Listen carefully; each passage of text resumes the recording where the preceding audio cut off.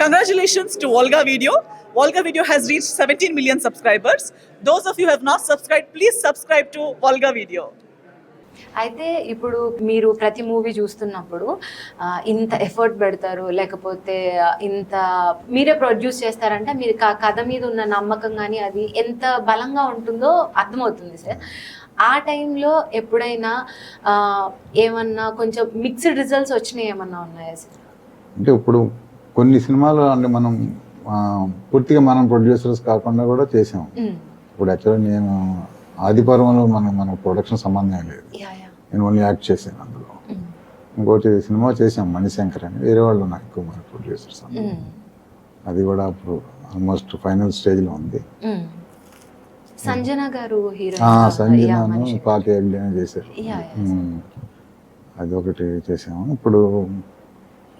ఇప్పుడు వేరే కూడా ఇప్పుడు ఓ సినిమా మోస్ట్లీ ఈ ఫస్ట్ వీక్లో చేయకపోతున్నా, అది బయట వాళ్ళ సినిమానే, ఒక మెయిన్ లీడ్ చేస్తున్నాను. అంటే హీరో అని కాదు, అంటే యంగ్స్టర్స్ ఉంటారు, కొంచెం ఒక ప్రామినెంట్ క్యారెక్టర్ ఉంటే మనకి ఎట్లా ఓ సినిమాకి ఒక 4-5 మెయిన్ లీడ్స్ ఉంటాయి. మెయిన్ లీడ్ ఒకటి చేయడానికి ఓకే, కొంచెం డైనమిక్గా ఉంటే చేస్తాను.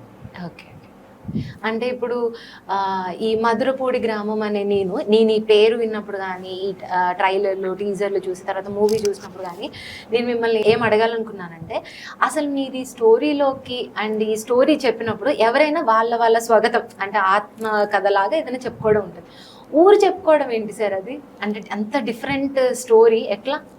మన జనరల్గా మనకేంటంటే ఒక హీరోతో నేరేషన్ మొదలవుతుంది, లేదంటే ఒక వ్యాఖ్యాతను పెడతాం. సడన్ గా ఏదో సినిమాకి మహేష్ బాబు వచ్చి వ్యాఖ్యాతగా ఉంటాడు, ఇంకో సినిమాకి వచ్చి వ్యాఖ్యాతగా ఉంటాడు, అది ఒక రకం. అయితే ఊరు తన మీద జరిగిన కథ అంతా అందరి కథలు కలిపి చెప్పడం, ఊరు కథ చెప్తే ఎలా ఉంటుందని ఒక థాట్ వచ్చింది. ఫస్ట్ లేదు ఆలోచన, షూటింగ్ జరుగుతున్నప్పుడు ఈ మధురపూడి గ్రామం అసలు టైటిల్ కూడా ఫస్ట్ అదే అనుకోవాలి, ఇంకేదో అనుకున్నాం, వేరే అనుకున్నాం. ఇదానికి మధురపూడి గ్రామం అనే టైటిల్ వచ్చి ఊరే మాట్లాడితే ఎట్లా ఉంటుంది. ఇప్పుడు మనకు భరతమాత అంటే ఒక లేడీని సింబల్ గా చేస్తాం, అట్లాగే మన తెలంగాణ మాత, తెలుగు తల్లి, ఇట్లా అట్లాగే ఊరికి కూడా ఊరికి గ్రామ దేవతలు ఉంటారు ప్రతి ఊరికి, ఆ గ్రామమే మాట్లాడితే ఎట్లా ఉంటుంది అనే ఒక కాన్సెప్ట్ చేసాం. సో తను ఏంటంటే అన్ని కథలు చెప్పొచ్చు, ఆ ఊర్లో జరిగిన అన్ని ఇన్సిడెంట్స్ అన్నీ కూడా తనకు తెలుస్తాయి కాబట్టి తను మాట్లాడుతుంది. అంటే మీకు మూవీస్ మీద ఇంత ప్యాషన్ ఉంది కదా సార్, ఎక్కడి నుంచి సార్ మీరు, అంటే మీ బ్యాక్గ్రౌండ్ గురించి ఒకసారి చెప్పండి సార్. యాక్చువల్లీ నేను ఏంటంటే basically I was into computers. ఇంకా తర్వాత అందరూ యుఎస్ యూకే వెళ్ళిపోయే టైంలో నేను రియల్టర్గా మారిపోయాను, రియల్టర్ అండ్ బిల్డర్గా. So but beginning ECL electronics corporation మేము నాటకాలు వేసేవాళ్ళం, కాలేజీలో వేసేవాళ్ళం. మేము కాలేజీలో కూడా ఈ స్పోర్ట్స్ సెక్రటరీ కల్చరల్ సెక్రటరీగా చేసేవాడిని. సో అట్లాగే మాకు ఈ సీరియల్స్ కూడా చేసాం, అప్పుడులో దూరదర్శన్ చేసాం, ఈటీవీ చేసాం. ఒక 14 నంది అవార్డులు వచ్చినాయి అప్పుడే అందరూ.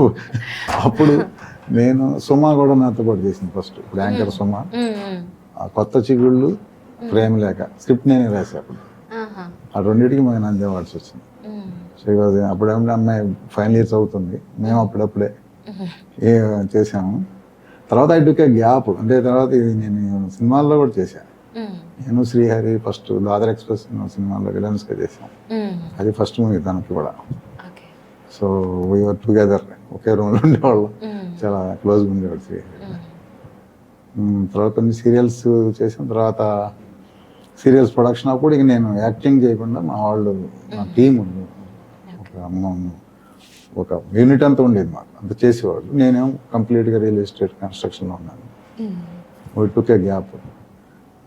తర్వాత మళ్ళీ మా వాళ్ళు సినిమాలు చేద్దాం అన్నప్పుడు ఈ అక్కడ ఒకటి ఉంటాడు సినిమాతో మొదలుపెట్టాం.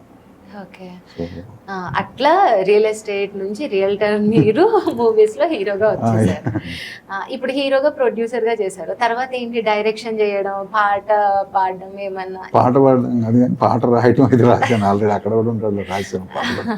అయితే అంటే అవసరమైనప్పుడు అంతే. బట్ ఎందుకంటే డైరెక్షన్ డిపార్ట్మెంట్లో కూడా లాట్ ఆఫ్ అన్ఎంప్లాయ్మెంట్ ఉందండి.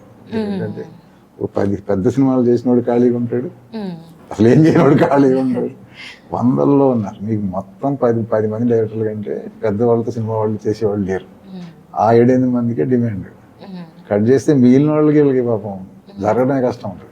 అవును. సో మనం డైరెక్షన్ చేయాల్సిన పని లేదు. వాళ్ళు ఎట్లా మ్మ్. అట్లీస్ట్ మన సీనియారిటీని గౌరవించి వాళ్ళు మనం అనుకున్నట్టే చేస్తున్నారు. కాబట్టి ఎప్పుడైనా చేస్తే ఒక్కటి చేస్తాను డైరెక్షన్. ఓకే.